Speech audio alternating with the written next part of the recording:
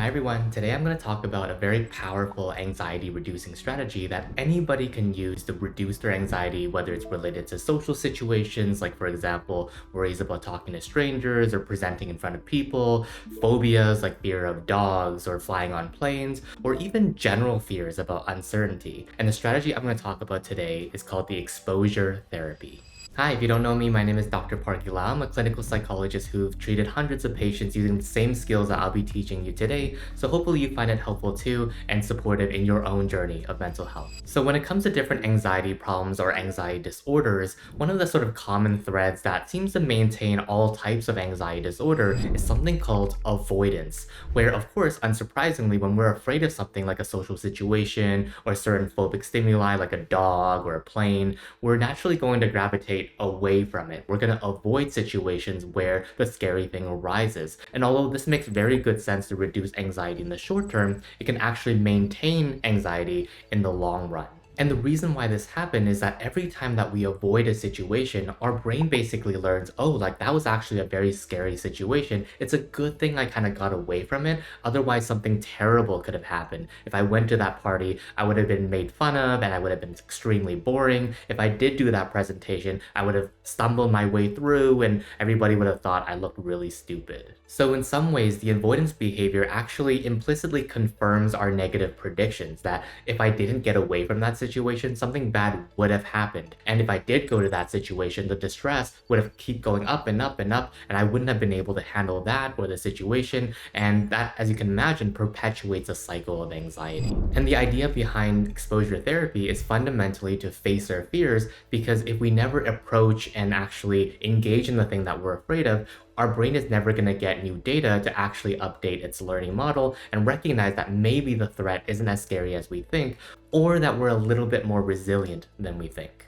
So if we think of distress on the x-axis and time on the y-axis, usually what happens is that when we, go about our lives, our distress is low, but then we meet like the thing that we're scared of, like an elevator or a dog, and as a result, our distress levels get very, very high, and we think, oh my gosh, like this is very, very scary right now. If I don't get out of this situation, something really bad is going to happen, and as a result, we tend to avoid that situation. So the anxiety reduces very quickly in the short term, but over time, our anxiety is going to spike up again and again every time we encounter that stimulus. So the idea with an exposure is that when we notice that anxiety spike up because of, we're encountering that scary thing, we then actually stay with it so that over time, our body begins to learn, our brain begins to learn that nothing dangerous is going to happen and that our anxiety can come down. It's not just going to keep going up and up and up, it's actually going to come down. And this happens from two particular reasons. Number one, the first mechanism is because of habituation. So if you continually encounter the same thing over and over again, the first time it's a little bit scary, but by the 1000th time, your body knows what to expect. And it's not going to have the same sort of impact as it did in the beginning. And number two, there's going to be new learning that occurs. So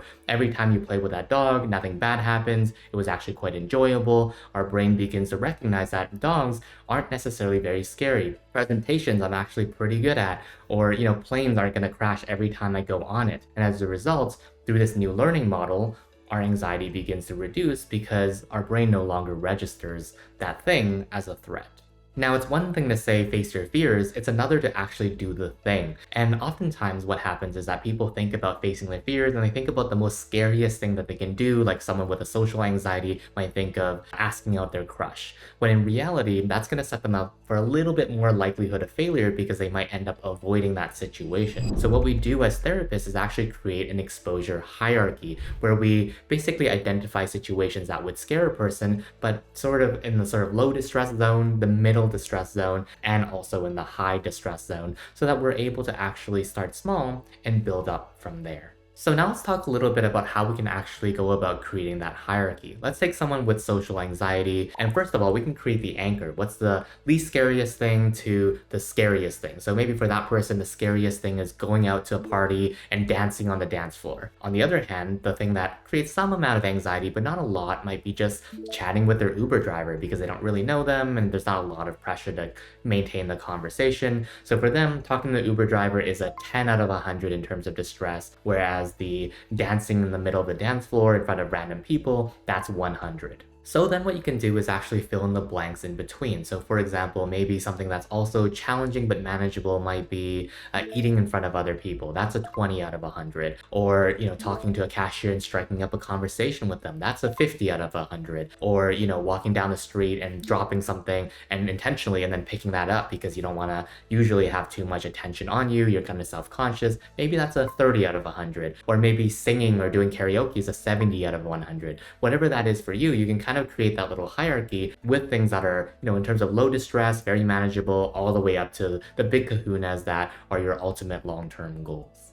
And then once you've created your hierarchy, you can start to pick different things from the list, things that you feel like are challenging but manageable, and over time, as you get better and better and better, you can kind of build on that until the point where you're able to engage in all the different activities and live your valued life. So now let's talk a little bit about some tips for success when engaging in exposure therapy. Number one is to stick with it until the anxiety or the distress reduces. So for example, if you have a fear of elevators, you don't want to just get on the elevator for 5 seconds and then immediately run away. You want to actually keep engaging in the exposure until you notice that 90 goes to an 80, 80 goes to 70, so that you notice that anxiety is starting to reduce. Even if that takes 5 or 10 or 15 minutes, keep engaging in the exposure. Tip number two is to reduce safety behaviors. And what are safety behaviors? Safety behaviors are essentially small and subtle ways that we are avoiding the distress by engaging in some sort of crutch or some way to avoid the full force of the situation. Like for example, if you're afraid of going to a party, you might bring a familiar friend or have a couple shots before you actually go to the party. And as a result, you're reducing some of the anxiety because you're always going to have someone to talk to, or the alcohol has reduced your inhibition so that your usually socially anxious self isn't going to be around. And as you can imagine, those things are going to help in the short term, but they don't actually allow you to really sit with the exposure of meeting and talking to unfamiliar people. And instead of being kind of like someone hiding and talking to just your friend, you need to actually get out of there and engage fully with the exposure.